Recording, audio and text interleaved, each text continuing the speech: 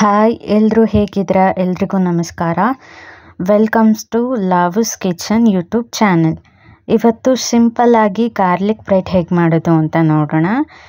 ಮನೆಯಲ್ಲೇ ಮಾಡ್ಕೊಬೋದು, ತುಂಬ ಈಸಿ ಇರುತ್ತೆ. ಹೊರ್ಗಡೆ ತಂದು ತಿನ್ನೋದಕ್ಕಿಂತ ಮನೆಯಲ್ಲೇ ಈ ಥರ ಮಾಡಿದರೆ ನಮಗೂ ಖುಷಿ ಆಗುತ್ತೆ, ತಿನ್ನೋರ್ಗೂ ಖುಷಿ ಆಗುತ್ತೆ. ಇದಕ್ಕೆ ನಾನು 1 ಕಪ್ ಆಗೋಷ್ಟು ಬೆಳ್ಳುಳ್ಳಿನ ತೊಗೊಂಡಿದ್ದೀನಿ. ಈ ಸಿಪ್ಪೆ ಬಿಡಿಸಿರೋ ಬೆಳ್ಳುಳ್ಳಿ, ಹಾಗೆ ಬೆಳ್ಳುಳ್ಳಿನ ಚಚ್ಕೊಂಡಿದ್ದೀನಿ. ನೀವು ಬೇಕಾದರೆ ಚಿಕ್ಕದಾಗಿ ಕೂಡ ಹೆಚ್ಕೋಬೋದು. ಮತ್ತು ನಾನಿಲ್ಲಿ ಅಮೂಲ್ ಚೀಸ್ನ ತೊಗೊಂಡಿದ್ದೀನಿ. ಔಟ್ಸೈಡ್ ಶಾಪಲ್ಲೆಲ್ಲ ಸಿಗುತ್ತೆ. ಹಾಗೆ ಬಟರ್ ತೊಗೊಂಡಿದ್ದೀನಿ. ನಿಮ್ಮ ಮನೇಲಿ ಬೆಣ್ಣೆ ಇದ್ದರೆ ಅದನ್ನು ಕೂಡ ನೀವು ಯೂಸ್ ಮಾಡ್ಕೊಬೋದು. ಮತ್ತು ಚಿಲ್ಲಿ ಫ್ಲೇಕ್ಸ್ ಮತ್ತು ಆರೋಗ್ಯನ ತೊಗೊಂಡಿದ್ದೀನಿ. 1 ಪೌಂಡ್ ಅಷ್ಟು ಬ್ರೆಡ್ ತೊಗೊಂಡಿದ್ದೀನಿ. ಹಾಗೆ ಈಗ ಒಂದು ಬೌಲಲ್ಲಿ ಬಟರ್ ಅಂದರೆ ಬೆಣ್ಣೆನ ಹಾಕಿ ಅದಕ್ಕೆ ಚಿಕ್ಕದಾಗಿ ಕಲಿಸ್ಕೊಂಡಿರೋಂತಹ ಬೆಳ್ಳುಳ್ಳಿನ ಹಾಕ್ಕೊಬೇಕು. ನೀವು ಇಲ್ಲಿ ಚಿಕ್ಕದಾಗಿ ಬೆಳ್ಳುಳ್ಳಿನ ಕಟ್ ಮಾಡ್ಕೊಬೋದು, ಇಲ್ಲಾಂದರೆ ಜಜ್ಜಿ ಕೂಡ ಹಾಕ್ಕೋಬೋದು.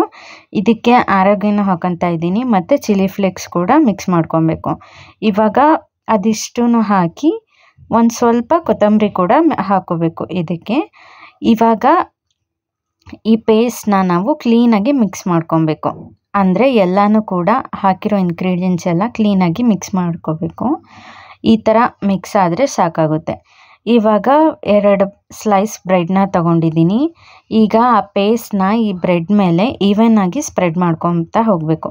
ಕ್ಲೀನಾಗಿ ಎಲ್ಲ ಎಡ್ಜಲ್ಲಿ ಕೂಡ ಆ ಪೇಸ್ಟು ಕ್ಲೀನಾಗಿ ಹರಡೋ ಥರ ಮಿಕ್ಸ್ ಮಾಡಿಕೊಂಡ್ರೆ ಆಗೋಯ್ತು. ಸ್ಪ್ರೆಡ್ ಮಾಡ್ಕೊಬೇಕು ಕ್ಲೀನಾಗಿ. ನಾನಿಲ್ಲಿ 2 ಸ್ಲೈಸ್ ಬ್ರೆಡ್ನ ತೊಗೊಂಡಿದ್ದೀನಿ.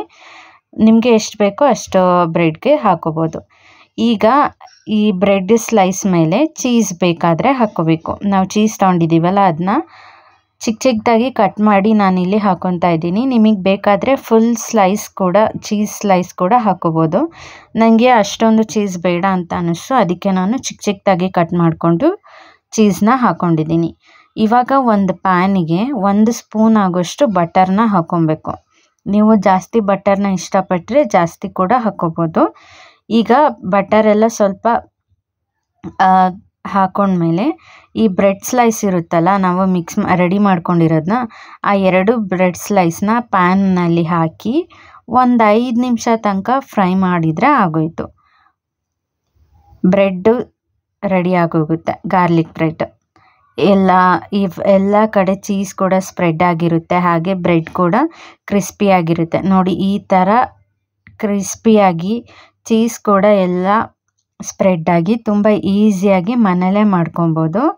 ತುಂಬ ಚೆನ್ನಾಗಿರುತ್ತೆ. ಒಂದು ಸತಿ ಟ್ರೈ ಮಾಡಿ. ಹಾಗೆ ನನ್ನ ಚಾನಲ್ನ ಸಬ್ಸ್ಕ್ರೈಬ್ ಮಾಡ್ಕೊಳ್ಳಿ, ಲೈಕ್ ಮಾಡಿ, ಶೇರ್ ಮಾಡಿ. Thank you.